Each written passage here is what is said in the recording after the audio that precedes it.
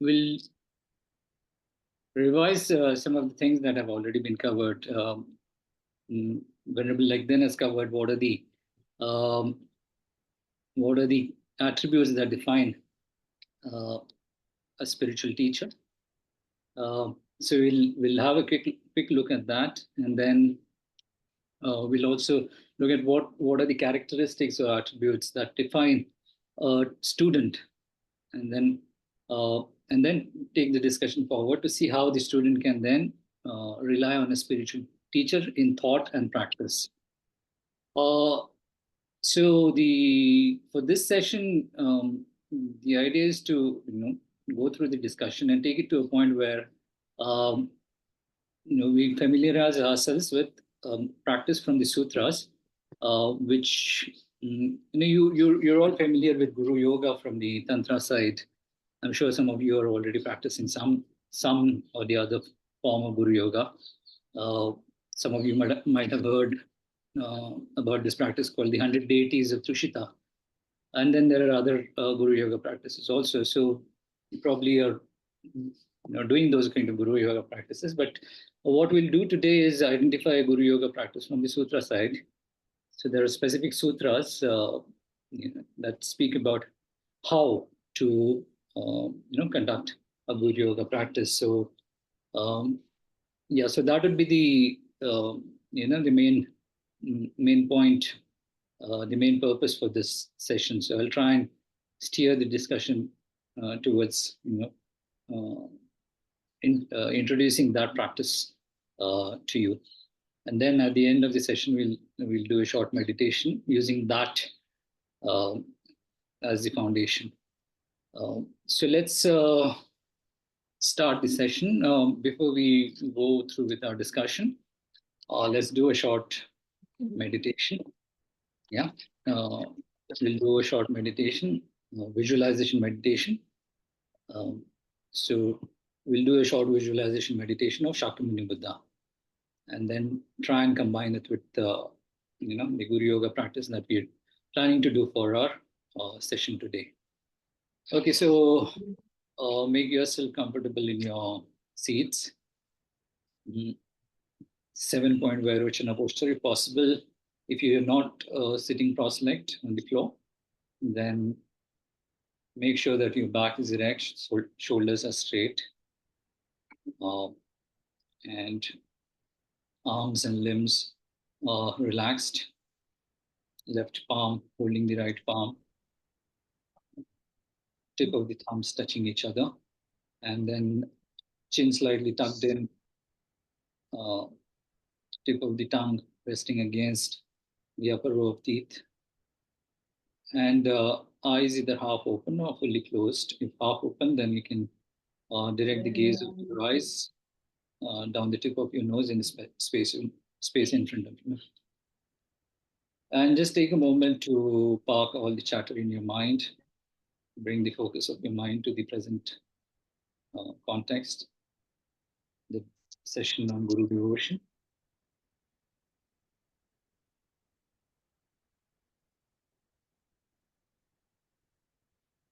I'll just share an image with you 1 second before we proceed.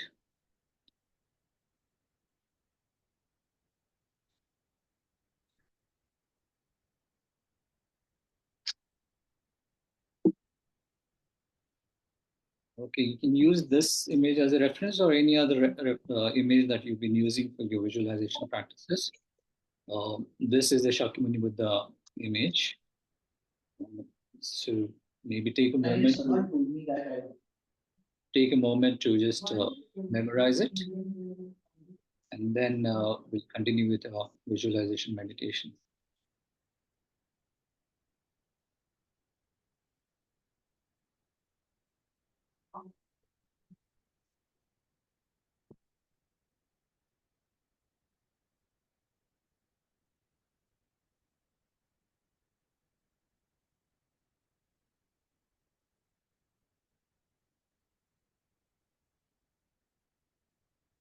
Okay, now let's start the visualization. So in the space in front of you at a distance of about 2 meters at the level of your forehead, visualize large golden throne,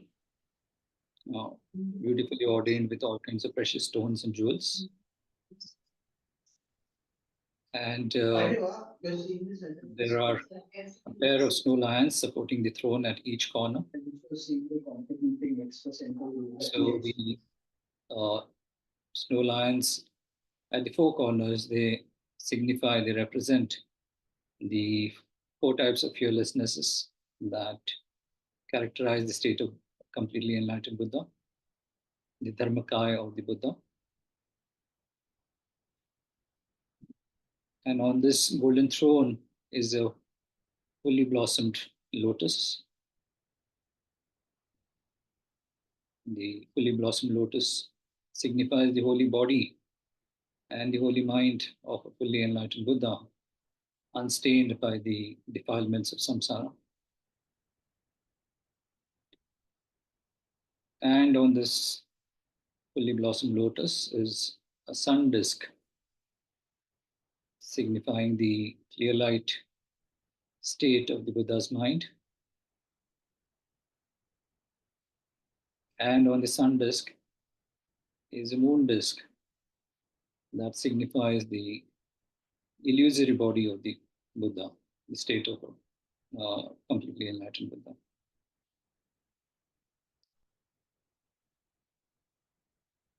So the sun disk and the moon disk, they signify the unification of the clear light mind and the illusory body of a completely enlightened Buddha.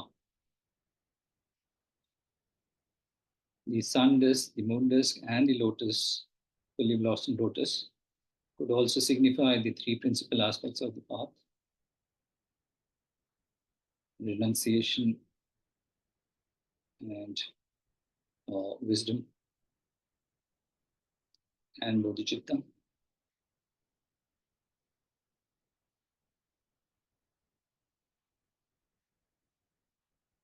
So on this lotus, sun disk, and the moon disk sits Shakyamuni Buddha.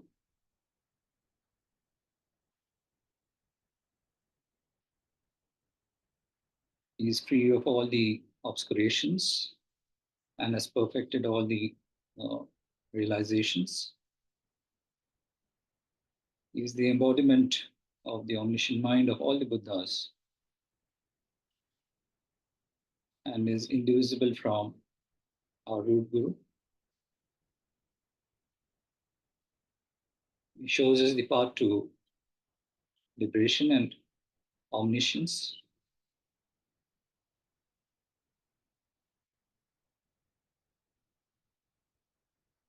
And compassionately looks at myself as well as all the other sentient beings.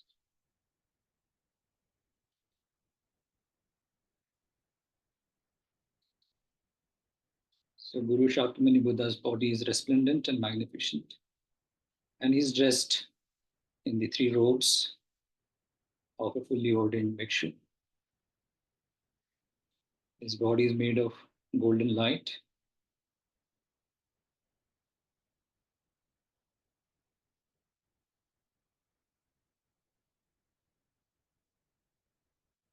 His face has a loving and compassionate smile.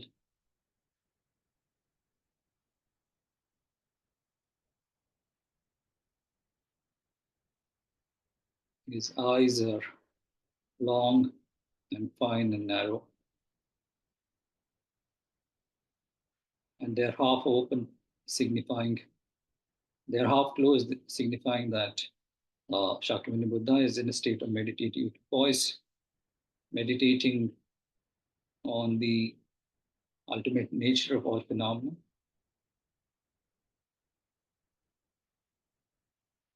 At the same time, they're half open, signifying that while he's in a state of meditative poise, he's still working compassionately for the welfare of all sentient beings.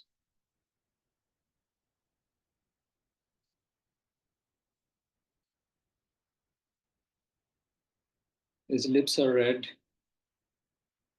hair is blue-black in color, and each hair curls individually to the right. And there's a crown protrusion. There's a pinnacle on the crown. There's a Ushnisha.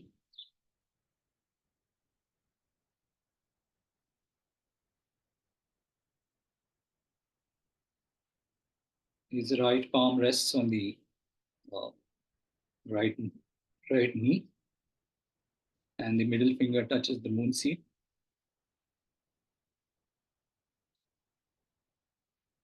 signifying that he's conquered the Mara of desire, or a Mara called Devaputra. His left palm rests in his lap, signifying that he's conquered the Mara of uh, the afflictions, disturbing thoughts, or Klesha Mara. His left palm is in the meditation mudra, and it holds a begging bowl filled with pure nectar, signifying that he's conquered the Mara of aggregates, or the Skanda Mara.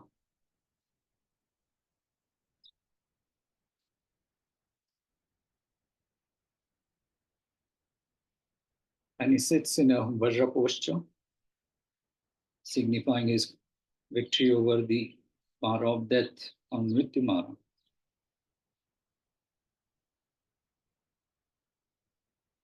So these four aspects of his mudra, of his posture, uh, while they signify his conquest, his personal conquest over the four different kinds of maras, also signifies his conquest or his pursuit in aiding other sentient beings uh, in their fight against the four different kinds of maras.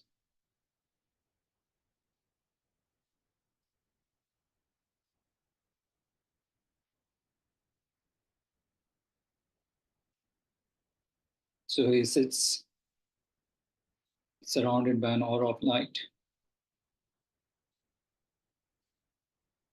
Each aspect of his physical form represents an aspect of his ultimate realization and the causes that have contributed towards that ultimate realization.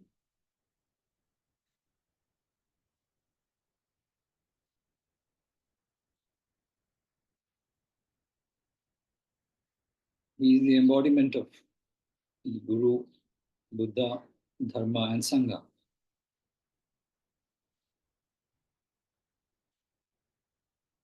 And while seated in this posture, surrounded by an aura of light,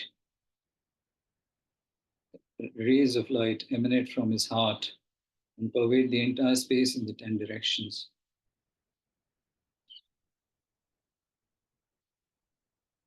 And countless Shakyamuni Buddhas manifest at the tip of each ray of light to ripen and mature all the sentient beings in this universe.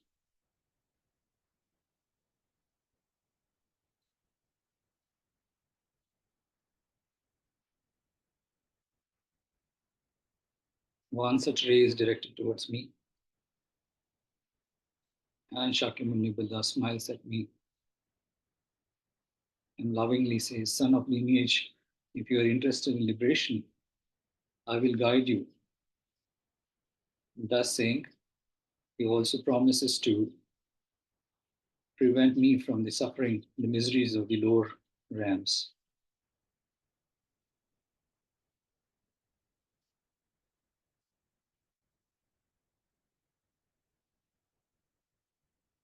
While Buddha, Shakyamuni Buddha promises to help us, guide us towards liberation and out of the misery of the lower realms, we, on the other hand, have taken infinite births in this samsara. And even after so many births, we're still not free from samsara, the suffering of samsara. Yet in this lifetime, we have the fortune of a human rebirth, with its 8 freedoms and 10 endowments. So recollect the 8 freedoms and the 10 endowments. And also recollect that you will be separated from these freedoms and endowments at the time of death, which is inevitable, but whose timing is not certain, would happen any moment. And if we were to die, we would more likely be reborn in one of the lower realms. And then we'll have to endure a lot of suffering in the lower realms.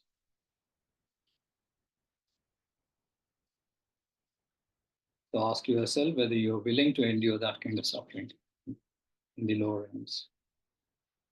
Even by chance, if you're reborn in one of the higher realms, human realm or the realm of gods, there's still a lot of suffering in those realms. In the human realm, we have the suffering of birth, aging, illness, dying, and a lot of mental suffering also, mental anguish. And similarly, in the realm of gods, there's also a lot of suffering towards the end of their lives in their respective planes of existence. So there's nowhere in samsara that is free of suffering. There's nothing to be trusted about samsara. Even the higher realms are characterized by suffering.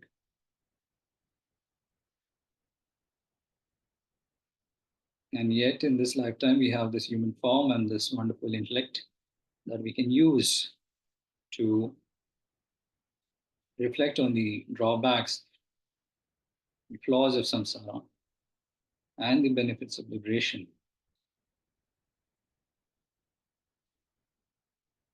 So let us all develop this aspiration for liberation from the cycle of suffering in samsara. But an aspiration for mere individual liberation is not good enough.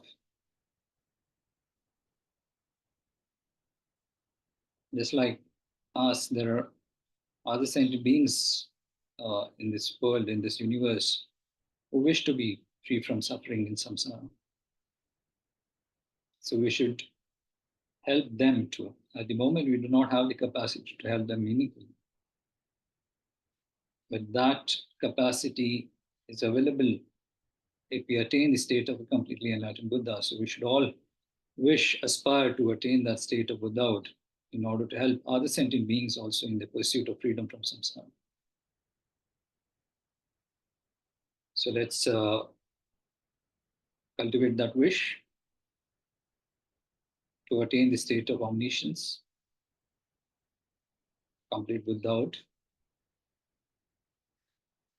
And in our pursuit to attain that state, we need some assistance. And the assistance comes through the 3 jewels: the Buddha Ratna or Buddha jewel, the teacher who shows the path;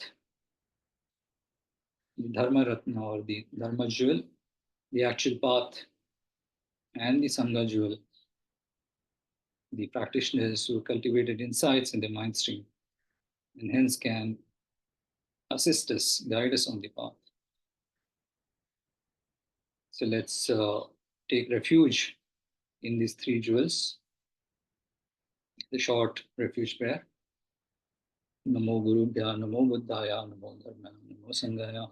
Namo Gurubhya, Namo Buddhaya, Namo Dharmaya, Namo Sanghaya. Namo Gurubhya, Namo Buddhaya, Namo Dharmaya, Namo Sanghaya. And with the 3 jewels visualized in the space in front of us, let's offer a short 7-limbed prayer. Start with the homage. Make prostrations with your body, speech, and mind. So imagine that the entire space is filled with copies of yourself, and you make uh, full length body prostrations, and make prostrations with your speech and with your mind.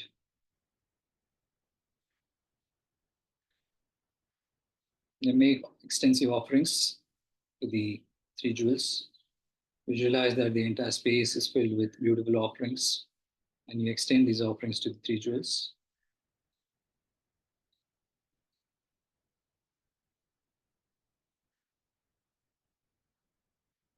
And then make confessions, confess all the transgressions that you committed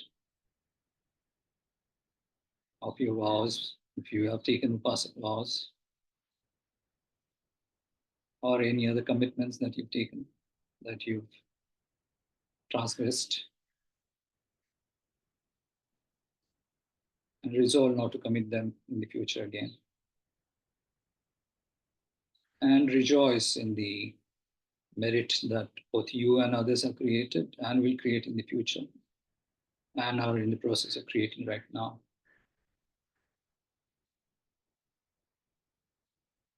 Then the fifth limb, plead with the gurus not to pass into nirvana.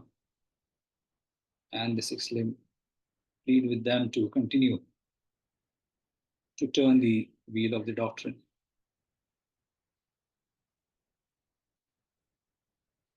And then dedicate all the merits that you have to the attainment of the mind of enlightenment, bodhicitta.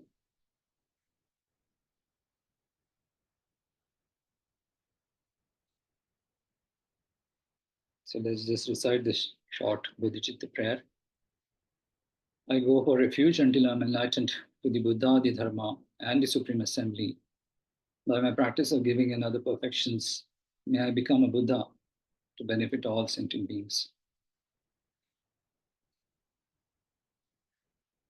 Okay, so let's start a discussion. So these are the things that we will be covering in the session today. Some of these have already been addressed. So essentially, if we are following the Lamrim template, and then we are studying, discussing the fourth part in the Lamrim text. So the first three parts deal with introducing the composer of the text, then the greatness of the author, and the greatness of the teachings that he composed. And then the fourth part deals with how to lead students with the actual instructions in this instructions that pertain to the great teachings introduced by the great author. So within that, the first part of that section speaks about how to rely on a teacher, which is the root of the path, the Lamrim path. And that talks about, the first part of that section talks about the defining characteristics of the teacher to be relied upon, and the defining characteristics of the student who relies upon the teacher. And then it deals with how the student needs to rely upon the teacher, and that needs to be done through thought and through practice. So how do we structure our practice to ensure that we rely on the teacher in thought and we rely on our teacher in practice? So those are the things that we'll be covering today, essentially. And then within the first section, how to rely in thought, there's a section which talks about how we can remember the teacher's kindness and be respectful to our teacher. So I spoke about doing some Guru Yoga practice. So the Guru Yoga practice that I'm going to introduce to you will essentially be derived from our discussion of this part, remembering the teacher's kindness and being respectful to our teacher. So let's start with the first section, the defining characteristics of the teacher to be relied upon. Now, before we do that, there's this sutra that the Buddha, there's the discourse that the Buddha had given. It's called the Nav Sutta. So this is the Pali Sutra. now meaning a boat. So in the sutra, the Buddha says, he from whom a person learns the Dharma should be venerated, as the Devas venerate Indra, their lord. He, a teacher of great learning, thus venerated, will explain the Dhamma, being well disposed towards one. So the Buddha uttered these words in response to a specific incident that had happened during a Sangha congregation. And it pertained to a certain kind of practice that one of his main disciples, Shariputra, engaged in.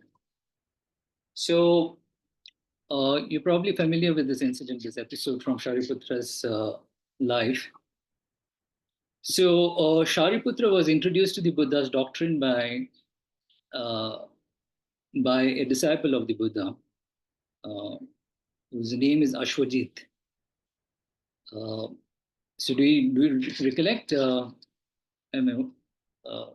Ashvajit actually was part of the first 5 disciples, the group of the first 5 disciples that the Buddha had. So the Buddha attained enlightenment in Bodh Gaya, and then he traveled to Sarnath to introduce whatever insights he had through his enlightenment to a set of co-practitioners who were practicing along with him when he was engaging in this practice of austerities and extreme asceticism. Later on, the Buddha decided that extreme asceticism is not the right way to conduct his practice. He thought there has to be a middle path to conduct one's practice, because the body is critical. A healthy body is critical to have a healthy mind, and without a healthy mind, it's impossible to cultivate insights and attain the state of enlightenment. So he abandoned the path of asceticism, and the other 5 co-practitioners that he had, they then abandoned the Buddha, saying that he's given up this core practice that we were all engaging in. So when the Buddha attained enlightenment, he was contemplating who would be the best people to introduce his teaching to, and he then taught the co-practitioners that he was practicing the path of asceticism with would be the best people to introduce the teaching to. So then he traveled to Sarnath, and there the 5 co-practitioners met him.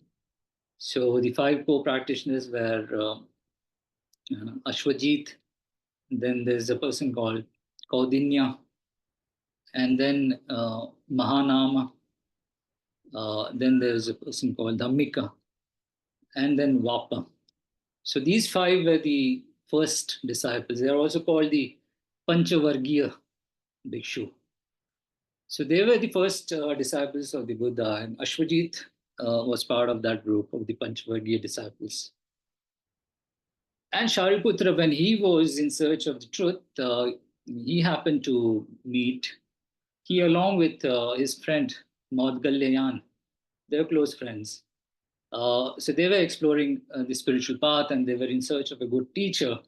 When Shariputra happened to see Ashvajit, he was taken in by the radiance and the glow that Ashvajit had.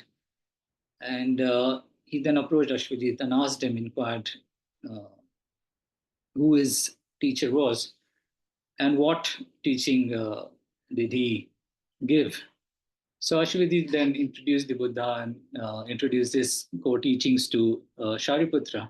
And Shariputra, upon hearing the teaching that Ashvajit, just a short teaching, he developed faith in the teaching and then decided to become a disciple of the Buddha. And after that, whenever Ashvajit would be, or Shariputra would be staying at a monastery, and if Ashvajit was also staying in the same monastery, then after every morning when Shariputra would wake up, after paying his respects, making prostrations in the direction of the Buddha, he would make preparations in the direction of the cottage or the room or the quarters in which Ashvajit resided. So, and then some disciples of the Buddha found this practice to be a little strange. And they then approached the Buddha Shakyamuni and asked him, is this appropriate that he bows in respect in a direction that is not the same as Shakyamuni Buddha himself? This practice looks strange to us.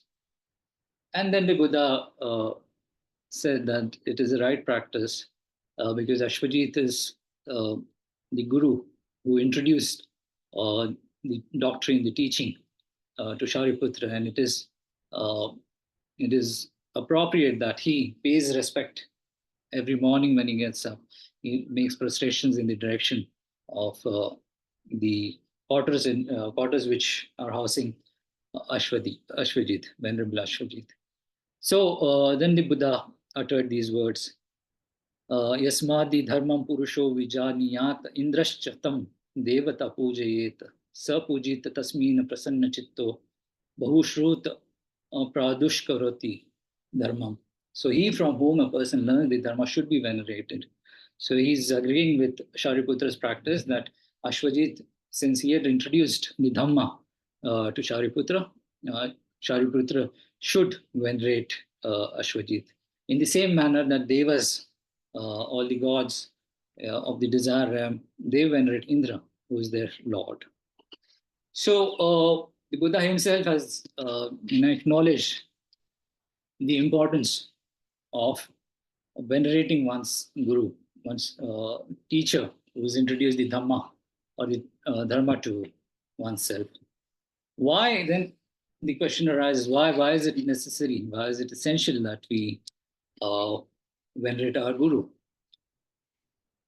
So the guru is the source of all our happiness, whether it's temporary or happiness in the form of fortunate rebirths in fortunate realms, or happiness in the form of liberation or omniscience or certain goodness, as it is described here.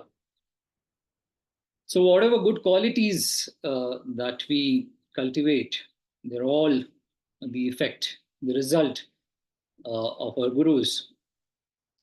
And whatever faults or obscurations we abandon, whatever slight purification we may have done, purification through the elimination of our obscurations, all that is possible because of our gurus.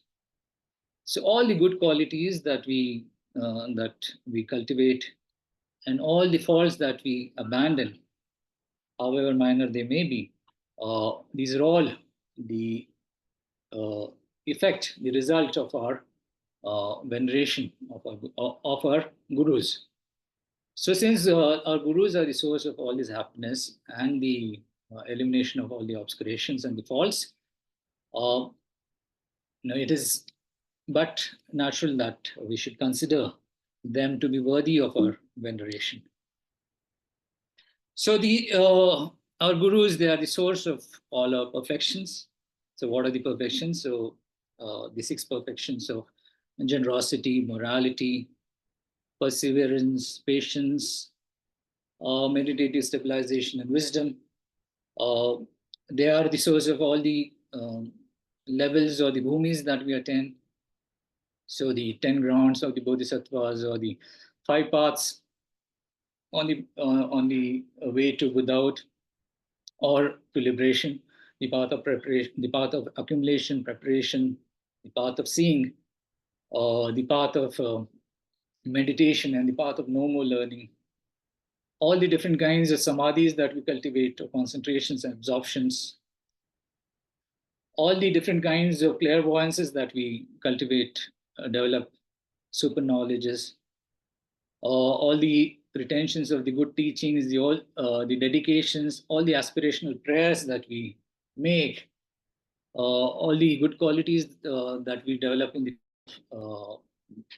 developing some confidence to speak about the Dharma. and all the qualities of the enlightened state of Buddhahood. All these are contingent upon our Guru. So the Guru is the cause of all these wonderful qualities that we can cultivate. And hence, our Guru is worthy of our veneration, our respect, our faith, our absolute reliance. So now our Guru is worthy of our veneration, but then what defines a good Guru or a valid teacher? So this we've already covered, as in Venerable Legden has already covered. So just to revise it, what defines a good guru or a good guide are these 10 qualities. The teacher should be disciplined. The teacher should be serene, should be thoroughly pacified, should have good qualities that surpass those of the students, should be energetic, should have a wealth of scriptural knowledge, should possess loving concern, should be well versed with the knowledge of reality, should be skilled in instructing disciples, and should have abandoned dispiritedness. So what does discipline mean? So you've already covered this. Anybody, what does discipline mean? What does it imply? What does it mean to say that the teacher should be disciplined? Anyone?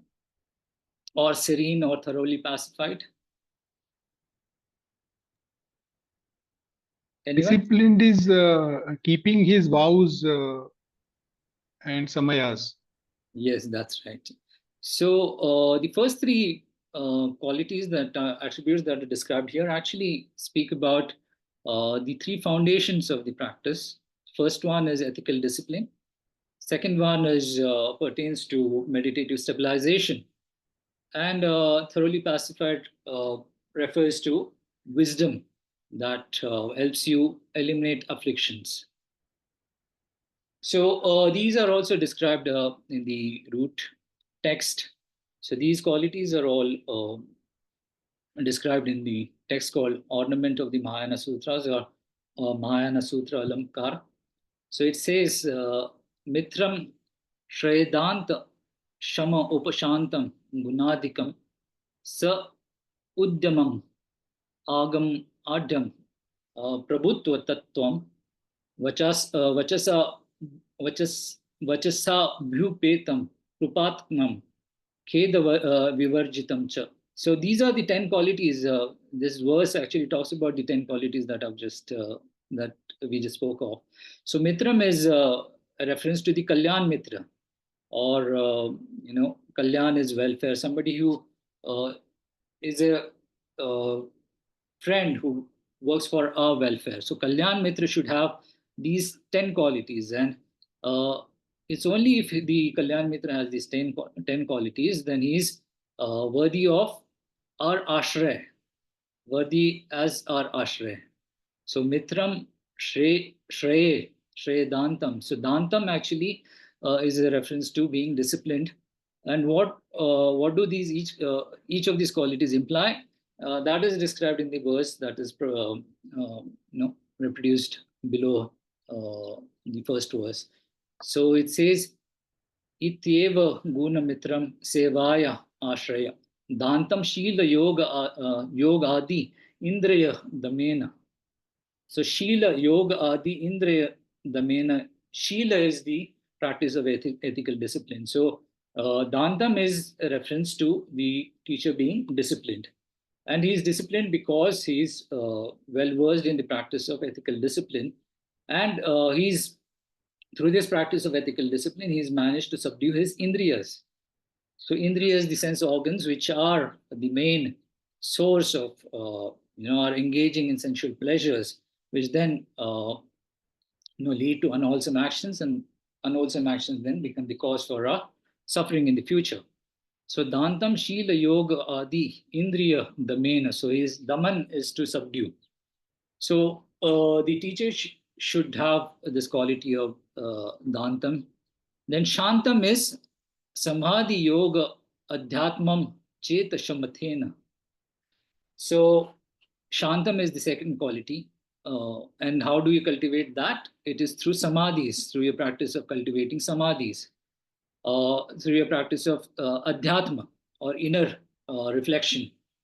And through the practice of samadhi, meditative civilization, and inner reflection, you attain a state of pacification of your mind. So cheta shamatena. So chet is the mind, shamat is to pacify. Sham is to pacify, and the tha actually refers to placing the mind in a state of pacified peace. So Shantam Samadhi Yoga Adhyatmam Cheta Shamatena. So that is the second quality, or serene, thoroughly pacified. So thoroughly pacified actually implies that the teacher is accomplished in the training of wisdom that helps to then pacify the kleshas. So that point is actually more clear in the Sanskrit verse. It says, Upashantam Pradnyatva Du Pradnyatva Du Upastita Klesha Upashamanta. So what does it say? Upashantam actually means that through pradnyatva, so after having attained pradnya, or the state of wisdom, then whatever kleshas or afflictions abide in your mind stream, upasthit klesha, upashamanata, so they are then pacified. So the attainment of the state of pradnya, then you pacify all the kleshas. So thoroughly pacified, having accomplished the training of wisdom.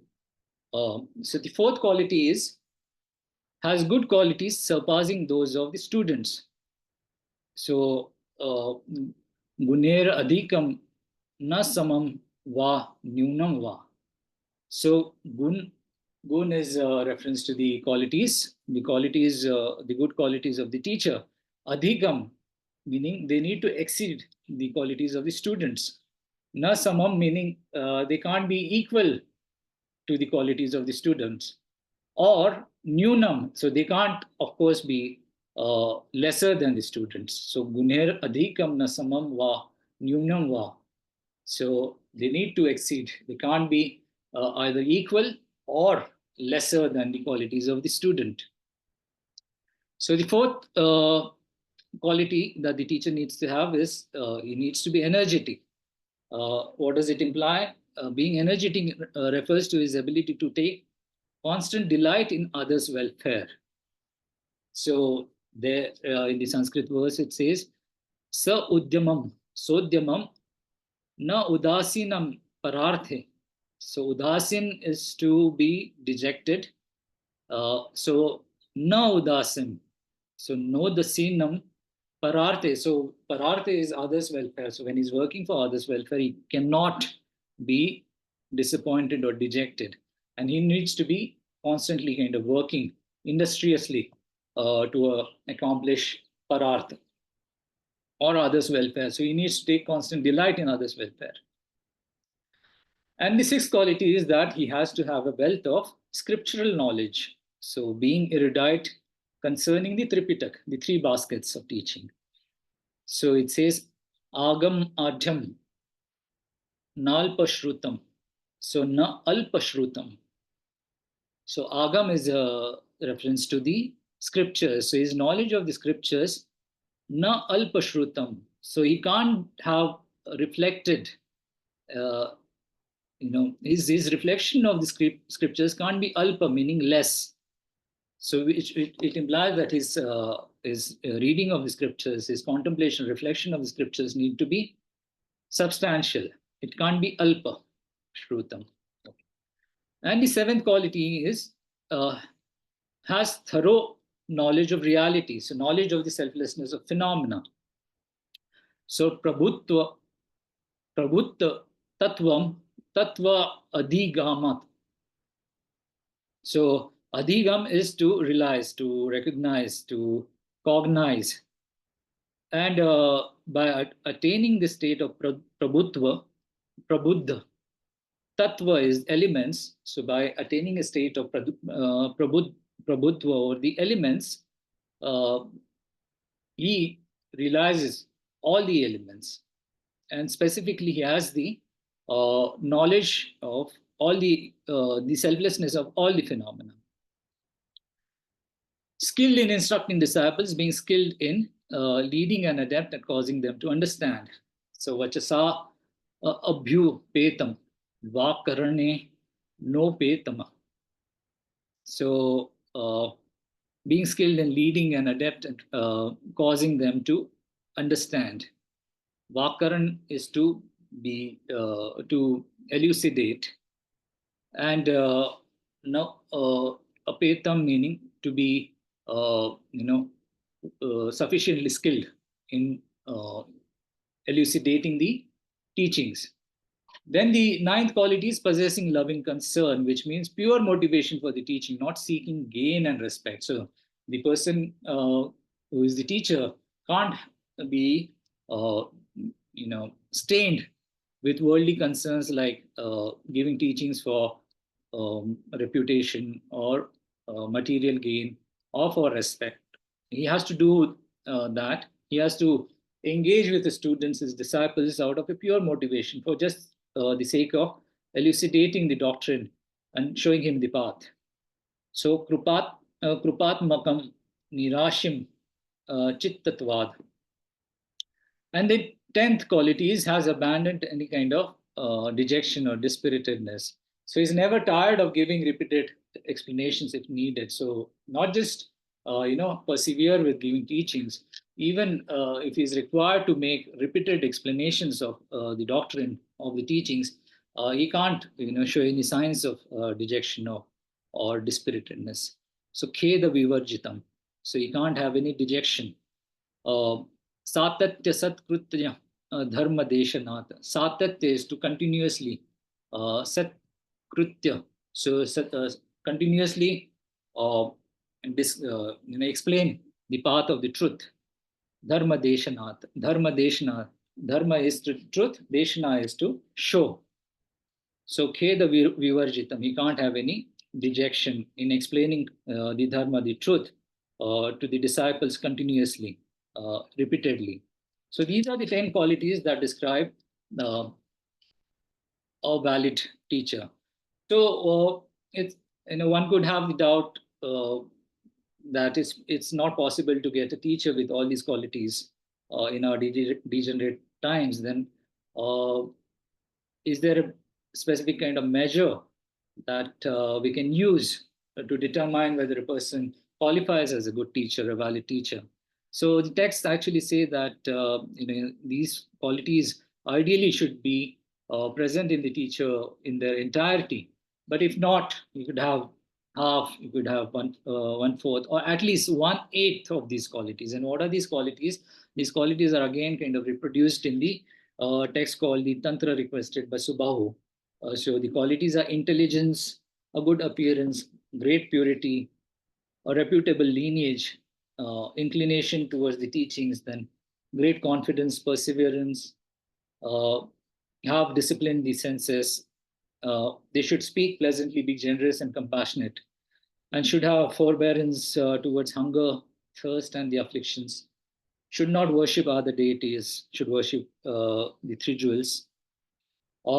Should be focused, adept, and grateful, and should have faith in the three jewels. So these are the qualities that one should look for in a teacher. If ideally, if these are present in the teacher in their entirety, that would be nice. If not, at the least 1/8 of these qualities need to be present in the teacher for the teacher to qualify as a good guide of the Mahayana.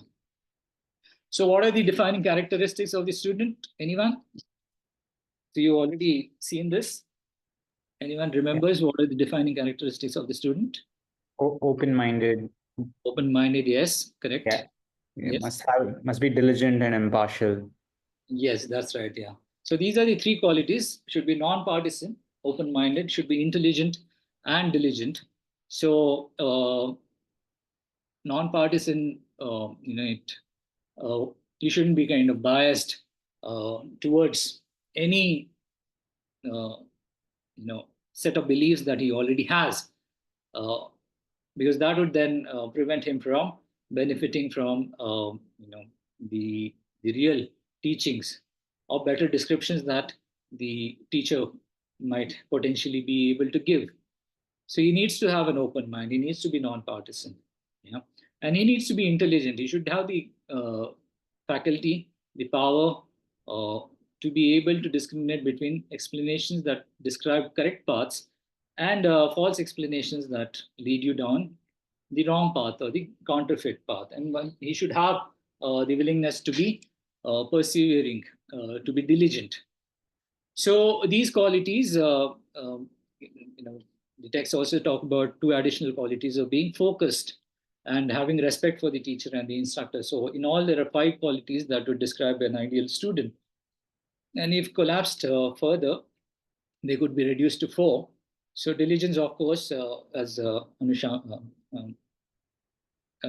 just said, striving very diligently at the teaching. Then the second one is focusing the mind when listening to the teaching, not be distracted while listening to the teaching. And the third one, having great respect, which also includes the quality of being impartial, not being partisan towards the teaching and the instructor. The fourth one talks about his faculty of intelligence, which would help him discard any kind of bad explanations and retain any good explanations. So the favorable factor is to have intelligence. That facilitates the prospering of the four factors. And being non-partisan actually takes away the unfavorable condition that prevents the person from benefiting from being a good student. So these are the defining characteristics of a valid student. So now we've identified what is the need for us to rely on a teacher.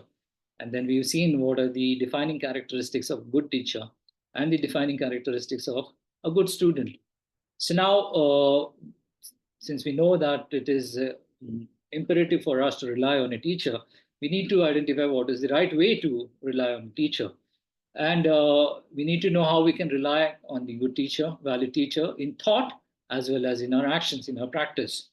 So how do we rely on a good teacher in thought? So we'll pause for a little while in 5 minutes, maybe take a 5-minute break after. I'll just introduce this section and then we'll take a 5-minute break. So how to rely in thought?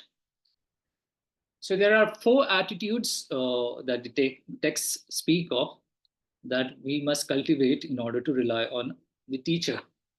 So the texts actually talk about 9 attitudes. That's what the Lamrim text says. But in reality, when I checked the root text, so the root text for this section is this text sutra called the Array of Stock Sutra or Gandavyu Sutra.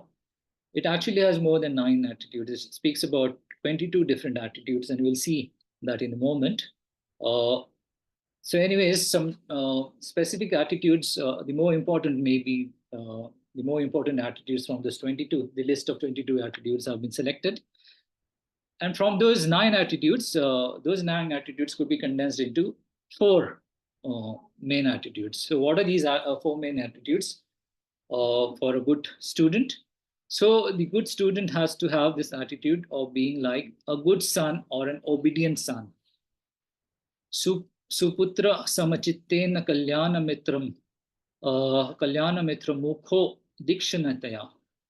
So like an obedient student or an obedient son who has confidence in his parents, if he needs some guidance, he just looks at the parents' facial expression and just gets a hint of what needs to be done and submits to the will and does what they say. So in a similar manner, a good student needs to exhibit this kind of attitude in relation to his teacher, his or her teacher. The idea is to give up any kind of misplaced self-assertiveness. And it's not like we are supposed to give up in our faculty of inspection, investigation, examination. But once you've identified a teacher who you deem to be fully qualified, in relation to that kind of a teacher, you should not let anyone, you should not kind of let your misplaced self-assertiveness get in the way of abiding by directives or instructions that come from your teacher. So this is in relation to a fully qualified teacher that you've identified, not in relation to any teacher, any person who is allegedly giving you teachings. So you need to have identified the teacher as a fully qualified teacher. Yeah. So a good student would have this attitude of being like a good son. The second attitude that the good student needs to have is that the attitude which is like a diamond. Vajra samachittena abhedya ashayataya. So the teacher and the student need to have a very, the student has to have a very close relationship with the teacher. Unwavering, unflinching kind of closeness with the teacher. So close that it's compared, the closeness is compared, or the unwavering nature of his relationship with the teacher, the closeness of his proximity that he shares with his teacher is compared to that with that of a vajra or a diamond. A diamond cannot be split by anything. So similarly, the student's close proximity, unwavering proximity or closeness to his teacher cannot be disturbed, cannot be influenced by any bad influence, by a demon or bad friends and the like.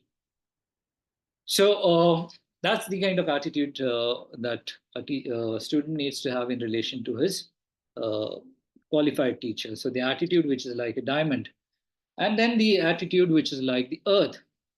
Prithvi samachittena sarva bhara vahana parinamanataya. So this means that the student needs to have this willingness to take on the load of all the responsibilities of the Guru's activities. The Guru is engaging in bodhisattva deeds. Look at your own teachers like Lama Zopa Rinpoche or Dalai Lama. They're engaging in bodhisattva deeds all the time. And they would need assistance from their disciples. So we need to be prepared to take on the load of all the responsibilities of the Guru's activities and not become dejected or dispirited by any of the responsibilities asked of us. So the attitude which is like earth, like Prithvi, that supports the load of all the responsibilities. So you're prepared to take on the responsibilities. So how do we then execute those responsibilities? How do we assume those responsibilities? So this attitude, the fourth attitude, actually comprises of 6 different attitudes. So in all, there are 9 different attitudes. When kind of condensed together, they are condensed in 4. But the fourth one can be further elaborated to include all these 6 attitudes. So the first one is the attitude of being like a rampart or a circular enclosure or a fortified enclosure. Chakravala samachittena sarva dukkha sampravedhanataya. So what does it imply? You need to have an attitude where you don't let yourself be broken down by the force of any kind of suffering. So you kind of created in your relation to with your relation to your teacher, you kind of created an enclosure for yourself. Any kind of suffering that you experience is not going to breach this wall, this enclosure of commitment that you fortified enclosure of commitment that you have surround yourself with in your relationship with your teacher. So any suffering that might arise does not sway you. So that is the first attitude, fortified enclosure. Then the second attitude is that you need to have an attitude like a worldly servant. Lokadasa samachittena sarva karma samadhan vijupgupsa tanaya. Perform even the worst tasks in their entirety without wavering. So you need to kind of see yourself as a servant of your teacher. So any task that aids the teacher in assist the teacher in executing his bodhisattva deeds, we should not consider those tasks. No task is too menial for you to be involved in, to be engaged in when you are assisting your teacher. So assist him like a servant would assist a master. So attitude like a worldly servant. The third one is attitude like a sweeper. Rajopaharan samachittena mana ati man vivarjanataya. So sweep away all your pride, sweep away all your feelings of superiority in relation to your teacher and consider yourself to be lower than your guru. So this is the third attitude that you need to have, attitude like a sweeper. The fourth attitude that you need to have is the attitude like a vehicle or a foundation. Yana samchittena guru bhara vahanataya. So take on even the heavy responsibilities of the most arduous activities of the guru. So the guru is engaged in bodhisattva activities. So you take on the load of the responsibilities or load of his activities and be unflinching. Take on even the heavy responsibilities of the most arduous activities of your guru. So you're like a vehicle that carries all these responsibilities on your shoulder to help your guru in delivering on his bodhisattva activities. The fifth attitude is the attitude like a dog. So it's a reference to loyalty that the dog has to its master. Shwa samachittena akrodhanataya. So akrodha. So you cannot develop any kind of irritation or anger, or even when your guru kind of berates you or scolds you or admonishes you. A dog has this attitude towards his master, its master, right? Even if the master scolds or berates the dog, admonishes the dog stays loyal to its master. So we need to have a similar attitude in relation to our teacher. And then attitude like a ferry. Navasamachittena gamana agamana parikhinnataya. So going, coming. So you're not tired of any kind of deeds that you engage in for your guru's sake, no matter how many times you need to go forth and back. You need to be kind of persistent. You need to be persevering in assisting your guru in delivering his bodhisattva commitments. So not to tire of deeds for your guru's sake, no matter how many times you engage in your guru's activities. So these are the four different attitudes that we need to have, the four different kind of mental attitudes. So this is how we can rely on the teacher in thought. So this is one way to cultivating these four attitudes is one way to rely on our teachers in thought. So we'll pause here for 5 minutes and then reassemble and then continue our discussion. So in the meantime, you can take a break, and if you have any questions, then you can ask your questions after the break. So okay, right, Shanti, we can break for 5 minutes. Yes, Venerable. Okay, so see you in 5 minutes then at 7:17. Yeah. No coffee, no tea. No. Right now, nothing No much. beverages. Yeah. I just had some water and that's it. Yeah.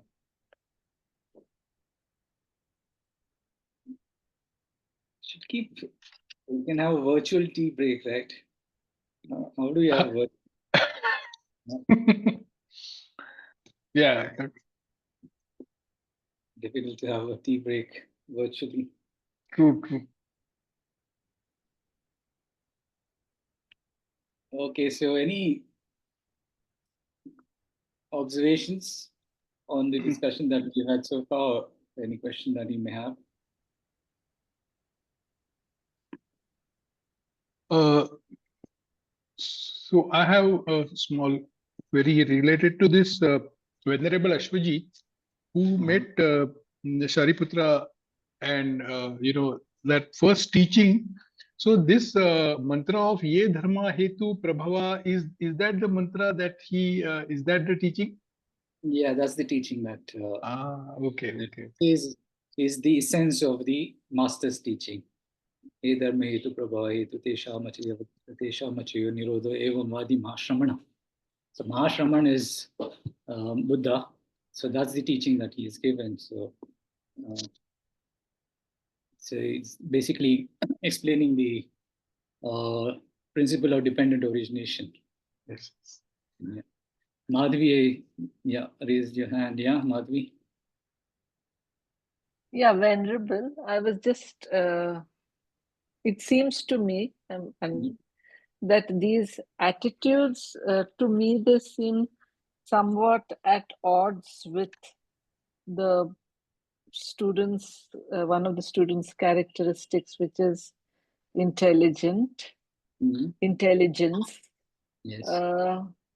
Like when you say attitude like a sweeper, like a dog, not to question whatever the teacher tells you to carry out, whatever tasks the teacher tells you to do, to carry them out without questions.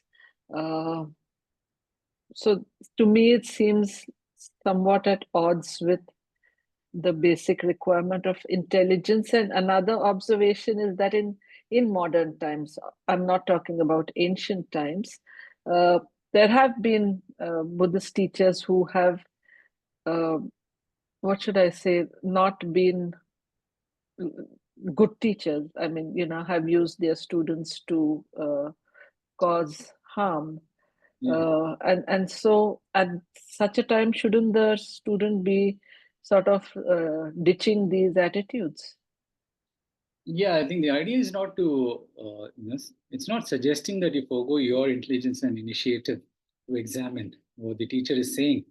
What it's saying is that you should not be predisposed, because if you're predisposed, it's mostly because of your pride, your attitude that maybe you, in a way, have a better, you are in a better place to understand the doctrine than the teacher. It's not suggesting that you accept everything that the teacher is saying blindly. Intelligence is required in order to examine what are correct instructions, and then what kind of instructions would lead to unhappy states. So in case the student not having been predisposed in judging the teacher, using his intelligence, finds that some instruction is not valid, is kind of leading down the wrong path, then he should kind of politely tell the teacher that this is not something that he can follow, or excuse himself from following the instruction. He is not bound to follow the instruction that he thinks is not the right instruction. So intelligence is primary, but it should go along with non-predisposition towards the teacher. So no partisanship. You don't go in with this attitude that you're still kind of an equal of the teacher, or in a way superior to the teacher, and then that would essentially kind of corrupt your ability to take value from the teacher's instructions. Yeah, but keep using your intelligence to examine the validity of the teachings.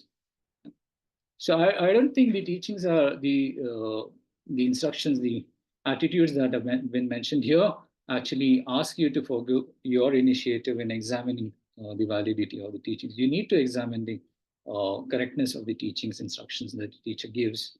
Yeah.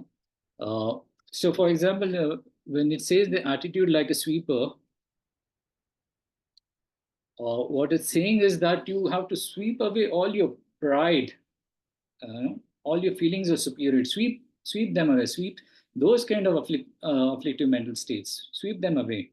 Don't go in your relationship with the teacher with this sense of pride that you're in a way some sort of an equal, or some sort of a superior to the teacher. So that's what it is saying. It's not asking you to. Sweeper here does not refer to a certain status in the hierarchy. It's asking you to sweep away. Yeah. No, I see that. I mean, not sweeper as in, but like I know I have read books where students have been told to, like, there's a book, Buddha from Brooklyn, where the teacher asked them to give up all their money, and you said that was, surely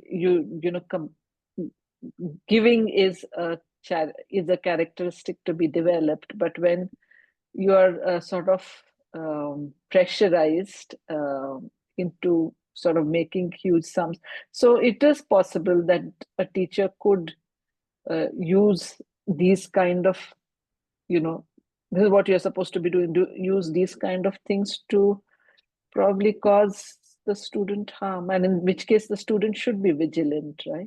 Yeah. The onus is on the student, though. All these instructions are for the student. He has to examine the teacher and see whether he has those qualities, the 10 qualities that we saw that describes a qualified teacher.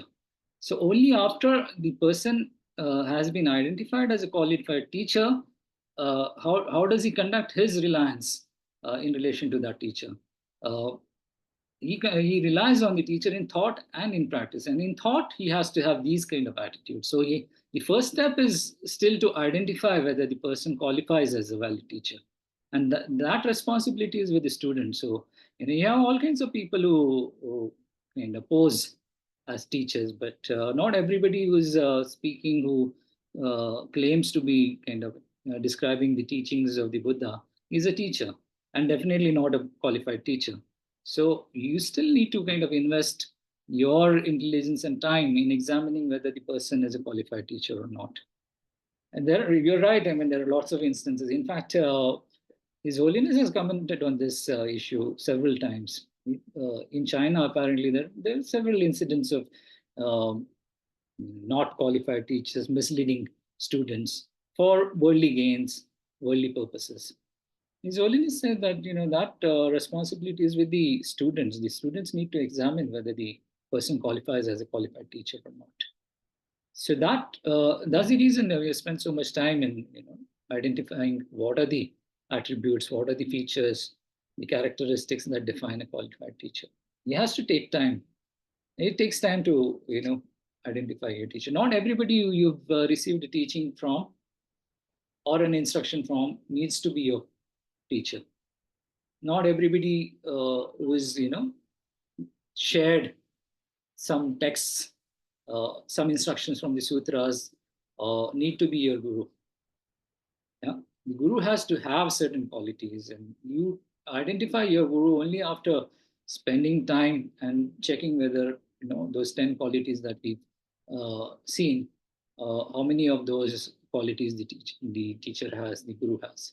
And then once you've identified him as your guru, then you remain committed to that person.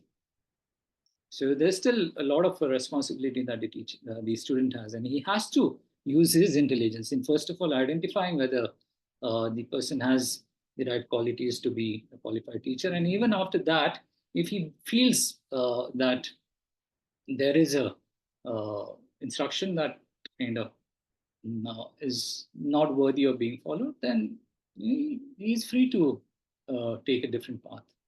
But he needs to be kind of polite in telling the teacher that this is not something that he thinks is correct or valid, and something that you would not follow. So that option is definitely there, available to the student. Okay, any other question? Any other observation? I'm sure, I mean, all of us have received instructions and teachings from a lot of people, and we don't deem all of these people who we've received teachings from as our teachers. We want our teacher to have a certain minimum of those 10 different qualities that you just seen. And that responsibility definitely lies with the student.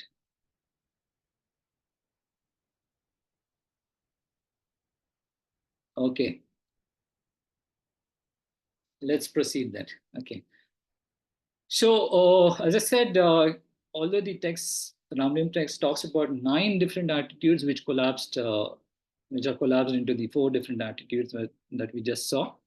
The text actually talk about a longer list of attitudes, and all these are listed here. So maybe in the subsequent class we can go through this list in a little more detail. I can have the translation put up for these 22 different attitudes. The 9 different attitudes that we just saw, they are listed here. For example, the first one, Prithvi Samachittena Sarvabhara Vahana Parinamatya Ani Vajra Samachitena Abhedya Ashayataya Chakravala Samachitena Sarva Dukkha Sampravedanataya. So these are all listed in the list of 9 attitudes. Then there's the 9th one is listed. Then the 12th one is listed. Then 15th is listed. Then what do you have? 19th is listed. Yeah, so some of these are already listed in the 9 different attitudes that we just saw. Okay, so there's another quality that the student needs to cultivate in order to practice this reliance in thought on his spiritual teacher. And that quality is the quality of faith. So what is the faith that we are speaking about here? So there are different kinds of faiths mentioned in the text. So there's the faith in the 3 jewels. Then there's the faith in the law of karma and its effects, law of causality. And then there's also the faith in the 4 noble truths. So the faith that we are speaking of here is actually the faith in your qualified teacher, in your guru. So a person, the student needs to have faith in the guru. And again, this faith again is not, blind reliance on the teacher. This faith, in the text actually talk about 3 different kinds of faith. There's one faith which is called faith of conviction. So only after you're convinced that the qualified teacher that you've identified has those 10 different qualities that we've seen, in relation to that kind of qualified teacher, you need to exhibit attributes of faith, the faith of conviction. So what does that entail? It requires the student, the disciple, to see the qualified teacher as being one with the Bhagavan, as in the teacher, Shakyamuni Buddha himself. It requires the student to think of the guru as being somebody who is well versed with, the 3 baskets of teaching. So somebody who's well versed with the 3 basket of teachings. The 3 basket of teachings were, given by the Bhagavan himself. So in effect, you're kind of seeing the guru as being one with the teacher, with Shakyamuni Buddha, one with Shakyamuni Buddha. And when you recognize somebody to be a Buddha, what happens is you'll not see the faults in that person. You'll pay more attention to the good qualities of that person. So likewise, you will not, you'll not ignore, or rather you won't kind of emphasize the bad qualities in that teacher. So you'll be, looking mostly at the good qualities of that teacher, and then ignoring some of the bad qualities, perceived bad qualities, of course. Yeah. Again, the reason, we see, most of us see faults or flaws in our teachers are because of our own afflictions. And one of the main afflictions that is primarily responsible for us to look at or rather see a fault or a flaw in our teacher is because our own sense of pride, and maybe the fact that we haven't cultivated full respect in relation to that teacher. So if we have faith, then that is kind of negated. That sense of pride and lack of respect that we may have toward the teacher is kind of taken care of by the faith that we have cultivated in relation to that teacher. So whether we have received a small instruction from somebody or an elaborate teaching from somebody, if you deem that that person has those 10 characteristics, then you should not discriminate between your gurus. You might have received like for example, Shariputra, when he took Ashvajit as his teacher, Ashvajit just mentioned that single verse which described the essence of the Buddha's teachings. So that was just a single verse. And Shariputra took him up as his guru, as his teacher. So it was only a small verse, just a tiny verse. So if you deem the person to be, to be possessed of, endowed with those 10 characteristics, and you see the person as a qualified teacher, then no matter the length of the teachings that you've received from the teacher, you should not discriminate in between those teachers. So faith is an essential characteristic of your reliance in thought on your guru. So faith, as I said, is a faith of conviction, not the blind faith that we usually speak of. When we speak of faith, it's usually spoken of in terms of being some sort of a blind acceptance of whatever is thrown at you by the spiritual master or teacher. But that's not the case here. It is first you develop conviction. So faith actually is said to be an essential support of your aspiration. So aspiration, in order for you to realize your aspiration, you need effort, right? And in order to persevere, to give to put in meaningful effort, you need to have a description of what you're aspiring for. And what you're aspiring for, you kind of use your intelligence and investigate whether it's feasible for you to attain that, and then investigate what is the right path to attain that, and then investigate who would be the right person to guide me on that path. And once you've developed that conviction, that would then propel you to persevere, give more body to your effort, and that effort would then be the right enabling, favorable, supporting condition for you to realize your aspiration. So that's the kind of faith that is being referred to here, faith of conviction. Okay, so the other way that we need to cultivate our practice of relying in thought on our guru is to remember the teacher's kindness and being respectful. So this is the practice that we'll use to do our guru yoga practice. So again, the root for the reference for this practice, remembering the kindness of one's guru. The root is from the Array of Stock Sutra or the Gandavyu Sutra. So it talks about all these different kinds of ways in which the guru benefits us, has been kind to us. So our teachers are kind to us because they protect us from the lower miserable realms, rebirth in the lower miserable realms. Yeah. You would have seen when you come to Sera, you visit the residence of Lama Zopa Rinpoche, where he used to stay, or our hostel, or any place where Rinpoche would frequent. There are these posters of the mantras of different deities, Ushnisha Vijaya mantra, and then Amoga Pasha mantra. He placed at different locations because he believed that the mere sight of those mantras, those instructions, would clear away a lot of our defilements, a lot of our impurities, a lot of our negative karma that would otherwise, bring us misery in the form of rebirth in the lower realms.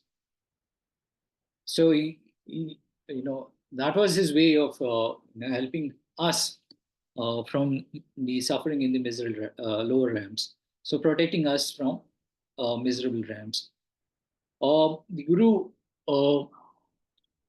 causes us to know the sameness of phenomena, essential wisdom that we need to cultivate to eliminate our afflictions and to remove our cognitive obscurations also. So the Guru is the one who shows us the sameness of phenomena. He's kind to us in the sense that he shows us the path that leads to ultimate happiness, and also shows us the paths that would lead to unhappiness. He's kind to us because he instructs us in deeds which are pure and auspicious. He's kind to us because he reveals the path to the city of omniscience, and he guides us to that state of omniscience. And he causes us to see the true nature of reality. So he guides us, he causes us to enter the ocean of reality sphere. And he shows us the path, the sea of our past, present, and future phenomena. And also reveals the circle of the noble ones and helps us increase all our virtues. So this is how we need to remember the kindness of our Guru. So the Guru is a savior who protects me from all my miserable or rebirth in the miserable realms. So he's like a paritrayaka. Paritrayaka is a savior. Paritrayaka mama kalyana mitra sarva durgati prapata gatibhya. So Kalyan Mitra is the teacher. Paritrayaka is somebody who saves us. So Paritrayaka is a savior. Mama Kalyana Mitra, my teacher. You save me from Sarva Durgati. So Durgati is the lower realms. So falling, like something trapped in a waterfall would, be pushed down by the force of the water falling down into the pit of the waterfall. Similarly, because of the force of our afflictions and the negative karma that we carry in a mind stream, if we are not guided properly, not protected against those karma and afflictions, then our relentless fall into the lower realms is guaranteed. But our Kalyan Mitra, out of his compassion towards us, saves us from this inevitable descent into the Durgati or the miserable realms. Paritrayaka mama kalyana mitra sarva durgati prapata gatibhya. He is kind to us because he's like a charioteer who causes me to know the sameness of phenomena. So pranetaro mama kalyana mitra dharma samatana dharma samata anaya anugamena. So Kalyan Mitra, he shows us the dharma samata, the sameness of all phenomena, leads us anaya anugamena. So he leads us towards the wisdom, into the wisdom of the sameness of phenomena. What is the sameness of phenomena that is being referred to here? The empty nature or the lack of inherent existence of all phenomena. So all phenomena, pleasant or unpleasant, they are characterized by lack of inherent existence. So hence, you can't be, favorably disposed towards the pleasant phenomena and unfavorably disposed to unpleasant phenomena. They are equal in their essence, the lack of inherent existence. Yeah. So you kind of develop, because of this knowledge of dharma samata, you develop some sort of equanimity in relation to pleasant phenomena and unpleasant phenomena. So our teacher is also kind to us because he is a revealer who shows me the path that leads to happiness and also shows me the paths that leads to unhappiness. So darshiya taro mam kalyana mitra marga samavishataya. So he darshayita. So he causes us to see the paths, marga samavishaya, So all the paths that lead to happiness and all the paths that lead to unhappiness, he's the one who reveals, the Kalyan Mitra reveals these paths to us. And he's kind to us because he's in the form of an instructor who instructs me in the bodhisattva deeds. So auspicious deeds. Paridipakani mama kalyana mitrani mahayanasya. So he shows us the path of Mahayana. So instructor, oh no, this fourth quality is actually not described. The fourth point in the Sanskrit text, it's not kind of listed in the list of the 10 different ways in which our teacher is kind to us. So it's the fifth one. Avadakani mam kalyana mitrani samanta bhadra bodhisattva charyayam. So our Kalyan Mitra shows us the path to the auspicious deeds of Samantabhadra or the Bodhisattva deeds of Samantabhadra. So he is an instructor who instructs me in the Bodhisattva deeds. Avavadak, instructor who instructs me in the Bodhisattva deeds or Samantabhadra Bodhisattva Charyai. He's kind to us because he's in the form of an advisor who reveals to me the path to the state of omniscience. So he reveals to me the path, Deshayit Trini, Mama Kalyana Mitrani Sarvadnyata Nagara Margasya. So he shows the path to the city of omniscience. Sarvadnyata, omniscience, Nagar is city, Marg. So the path to the city of omniscience. Deshayit Trini, Mama Kalyana Mitrani Sarvadnyata Nagara Margasya. Advisor reveals to me the path to the state of omniscience.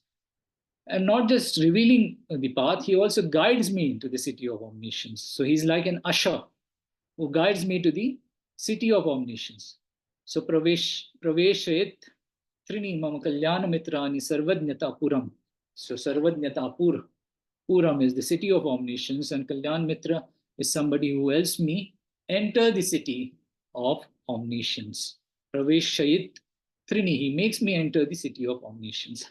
So he's an usher who guides me, makes me enter the city of omniscience. He's also a leader. He's kind to me because he's a leader who causes me to enter the ocean of reality's sphere. So a reality sphere is Dharma Dhatu. So Avatarakani Mama Kalyana Mitrani Dharma Dhatu Naya Sagare. So Dharma Dhatu is the ocean, the ocean of reality. Dharma Dhatu Naya Sagare is the ocean of the reality sphere. Avatarakani, so he helps me enter. So he's a leader who causes me to enter the ocean of reality sphere. And then he is kind to me because he's like an illuminator who shows me the 3 times the sea of past, present, and future phenomena. So Aloka Karani, Mama Kalyana Mitrani, Trayadhva, Neya Sagaranayasya. So Trayadhva is 3 times, Neya, knowables of the 3 times, phenomena of the 3 times, and Sagar Nayasya. So the ocean of the knowables of the 3 times, Alok Karani. So he is somebody who illuminates the knowables of the ocean of the knowables of the 3 times. So in that way, he is my Kalyan Mitra. He benefits me by illuminating the sea of the past, present, and future phenomena. And he's also kind to me because he's a guide who reveals to me the circle of the noble beings assembly. So Darshayit Trini Mama Kalyan Mitrani Sarvartha Mandala Ganasya. So Mandal, the sphere, Sarvartha is universal welfare. Ganasya is the assembly. So the assembly of practitioners who are engaged in, who are part of the sphere of those working for universal welfare. So he is somebody who guides me to this sphere or assembly of those who are working for universal welfare. And then he's also kind to me because he enhances all my virtues. He's the enhancer, a teacher who increases all my virtues. So Vivardha Vivardiyitaro mama kalyana mitra sarva shukla dharma nama. So sarva shukla. So shukla is white. So white is a reference to the virtues. Shukla dharma is the virtues, the white phenomena, white dharmas. So Kalyan Mitra is somebody who helps me in the vivardhan or the enhancement of my virtues. So these are the 10 different ways in which the Kalyan Mitra, my teacher, benefits me, is kind to me. So when you do the Guru Yoga, you can, visualize your Guru as being one with Shakyamuni Buddha, and then meditate or visualize this, reflect on these 10 different ways in which he's been kind to you and has benefited you. So these 10 different ways in which he's been kind to you are also an indicator of the 10 different qualities that you should aspire for. So it's not only about the qualities that you see in your teacher, but these are also an indication of the qualities that you need to work on, cultivating in your own mind stream. So you need to cultivate the quality of protecting your fellow practitioners from fall into miserable realms. You need to cultivate the quality of showing them the sameness of phenomena, of revealing the path to happiness and unhappiness, instructing them in the Samantra Bhadra deeds, advising them and revealing the path to the city of omniscience, guiding them to the city of omniscience, causing them to see the ocean of reality sphere, illuminating the knowables of the three times, guiding them to the assembly of the noble ones, and enhancing their body of white virtues. So these are the qualities that we should be working for. There's a list of all those things that we should be also aspiring for. Although direct in the manifest form, the list actually reveals the ways, the 10 different ways in which your Kalyan Mitra, your Guru, is kind to you. So make a note of these 10 different qualities.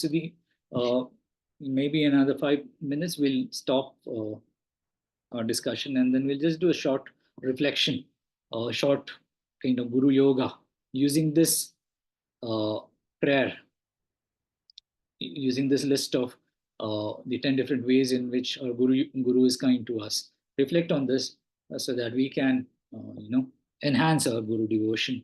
We can also, recollect the different things that we need to aspire for. So in those different ways, we can enhance our practice of Guru Yoga. And then there are these other verses in the Gandavyu Sutra, which also talks about the different qualities that your Kalyan Mitra possesses and which you should be mindful of. So what are these verses? So thinking one-pointedly, these are my teachers, instructors in the teachings, the ones who totally reveal the good qualities of all things and then fully teach the Bodhisattva way of life. So because of giving birth to these qualities in me, they are like my mother. Because of giving me the milk of good qualities, they are like my wet nurses. They thoroughly train me in the branches of enlightenment. These teachers turn away agents of harm. These teachers are like doctors, they free me from old age and death. Like Indra, the chief of deities, they let a rain of nectar fall. So they free me from old age and death. So they show me the path out of the suffering of old age and death. Like Indra, these teachers, they let a shower, a rain of the nectar of the wisdom of emptiness fall on us. Like the full moon, they fill me by teachings of virtue. Showing the way toward peace, they are like the light of the sun.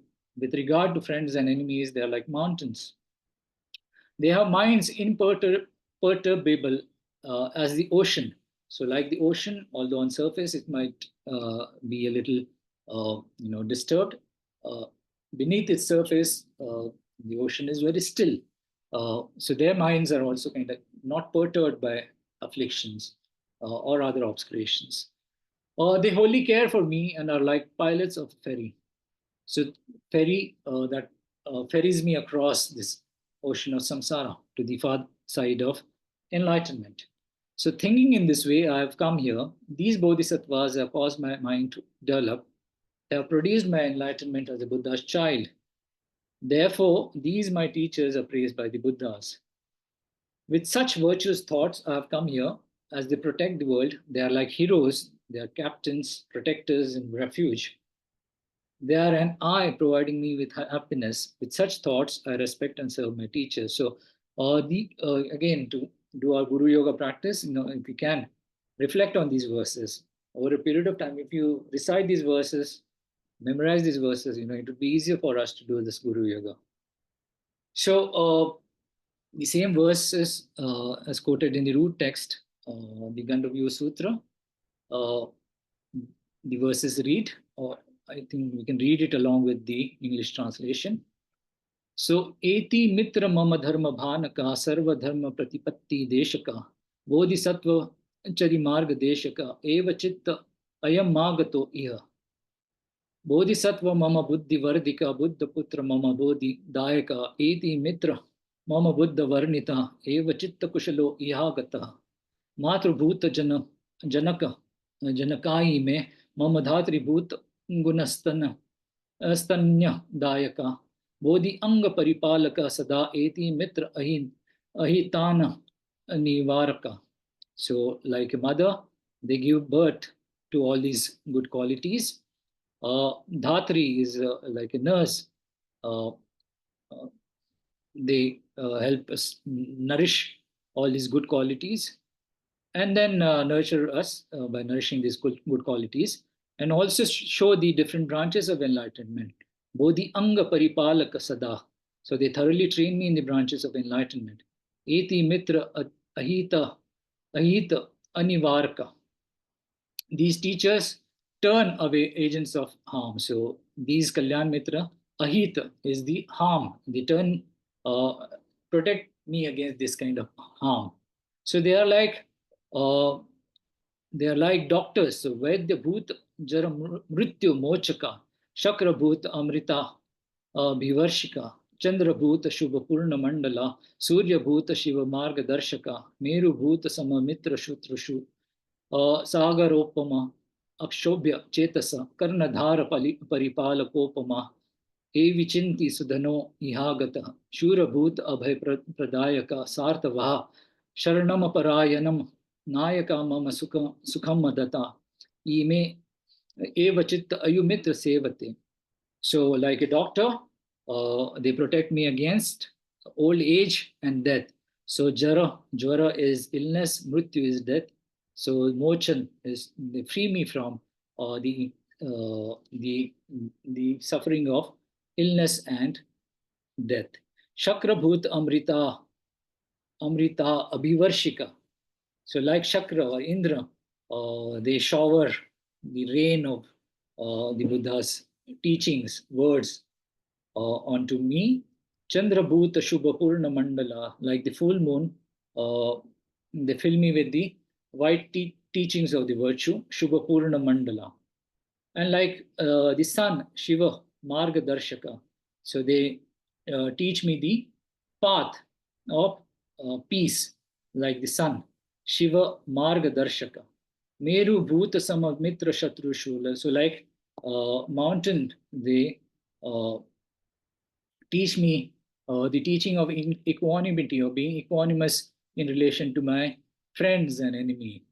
Sagaropama Akshobhya Chetasa. So, like the oceans, they are akshobhya, as in imperturbable or immovable.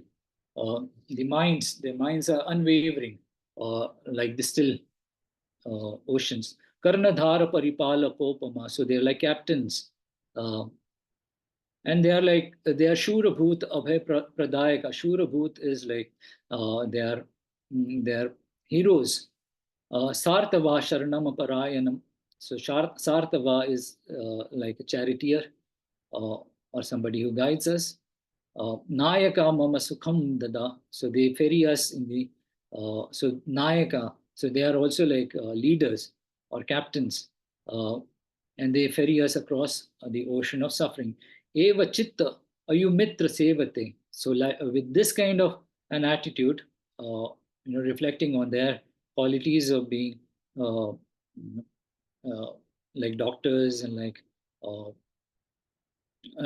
like the charioteers or the leaders or protectors of and the refuge. With these kind of attitudes, mental attitudes, I would then serve my Kalyan Mitra. So eva chitta ayu mitra sevate.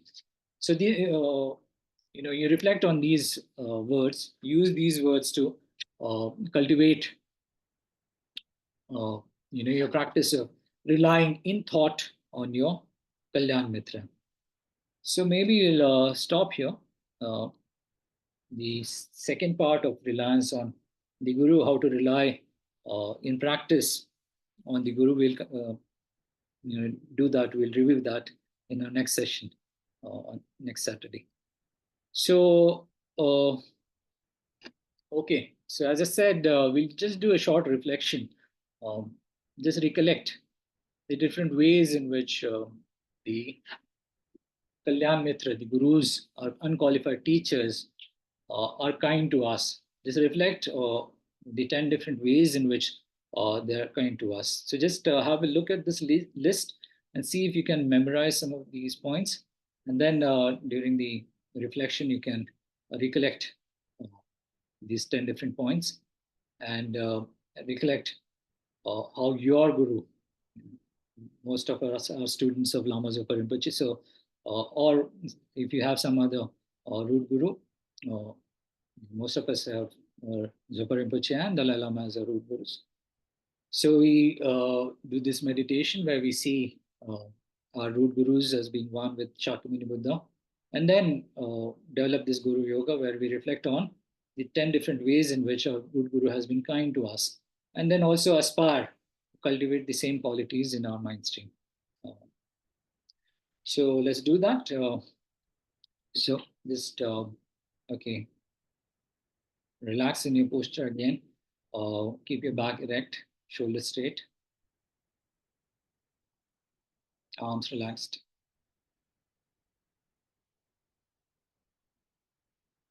And then visualize the Shakyamuni Buddha in the space in front of you.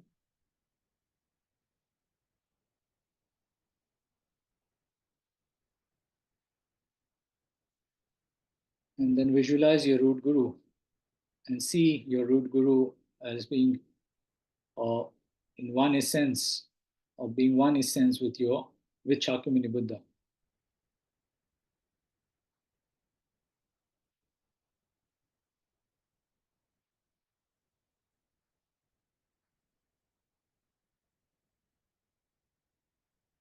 And then recollect the 10 different ways in our Kalyan Mitra has been kind to us. So he's our savior who protects us from all the miserable realms. So he's like Paritrayaka Mama Kalyana Mitra Sarva Durgati Prapatakatibhya. So he's been kind to us because he's like a charioteer who causes me to see the sameness of phenomena. Pranetaro Mama Kalyana Mitra Dharma Samata Anaya Anugemena.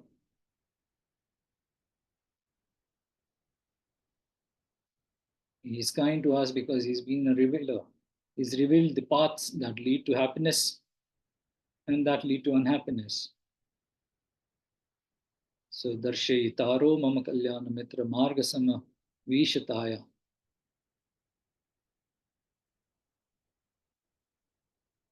So he's also been kind to us because he's instructed us in the Bodhisattva deeds.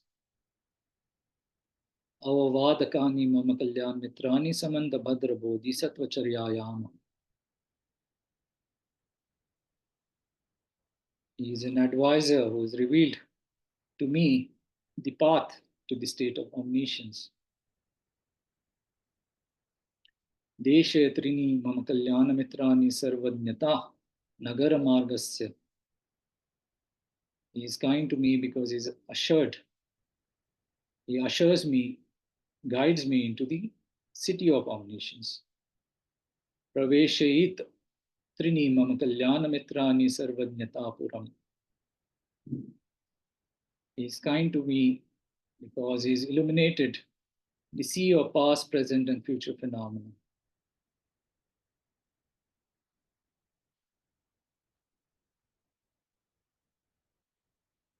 He is kind to us because he's led me, he's caused me to enter the ocean of reality sphere.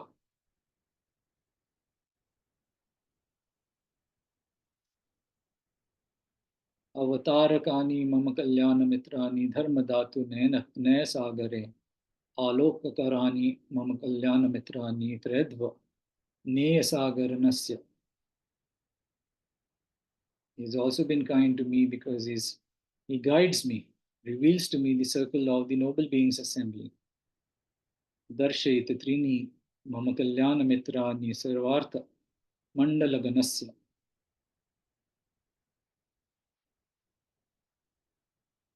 And he is also kind because he enhances all my virtues. Vivardhi taro mama kalyana mitra sarva shukla dharma nama.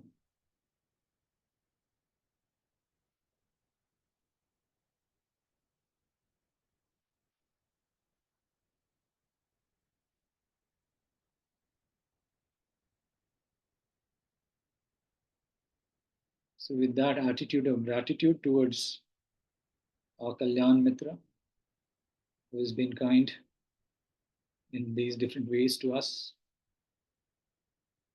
let's just end the session with a short dedication. Just direct all the merit that we accumulated today through this discussion. So due to the merits of these virtuous actions, may I quickly attain the state of a Guru Buddha and lead all sentient beings without exception into that enlightened state. May the supreme jewel Bodhicitta that does not arise and grow, and may that which has arisen not diminish, but increase more and more.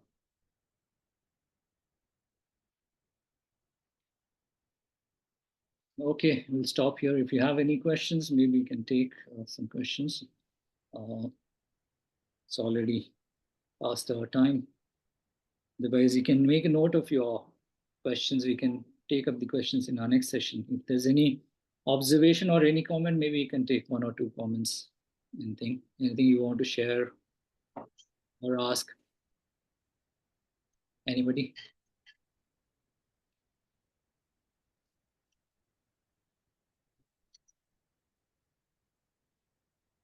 So I suggest you take a look at the list of the 10 different ways in which our gurus are coming to us.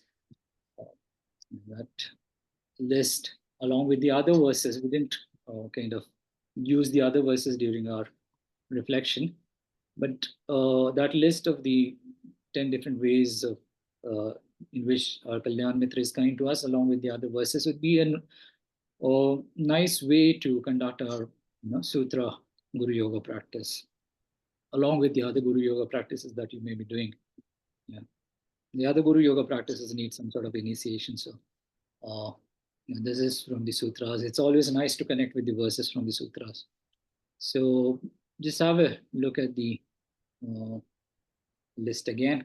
In the next session also we'll kind of do this Guru Yoga practice. So be prepared for that practice meditation session next weekend. I'll probably just print out that list and then hand it over to you later. Okay, any comment, anything? Ratnakar? Thank you, Kalden. I mean, the Sanskrit connection was really enlightening because I had never seen this particular thing. So thanks for that. I'd never seen the sutras in Sanskrit and how they connect with because been studying only in English. So this was a great addition. The reason I'm putting them up is because it also helps you understand the meaning of what's written. Yeah? Because we are familiar with the Sanskrit terms. Yeah. So we can derive a little more kind of meaning out of what is producing in text. Yes, Sometimes yes, the very English much. translation, it's not there for us to get the entire import, the entire essence of what is being said in the text. So maybe we get into this practice of examining the root verses slowly, gradually. And Sure. also, it's more efficient. Yeah, the Sanskrit verses are more efficient. They can convey the same meaning, of course, the sense is there, but they're more efficient, lesser words. Inevitably, that's what happens when you translate from one language to another. In order to get the meaning right, you end up using more words than the root would have. Yeah.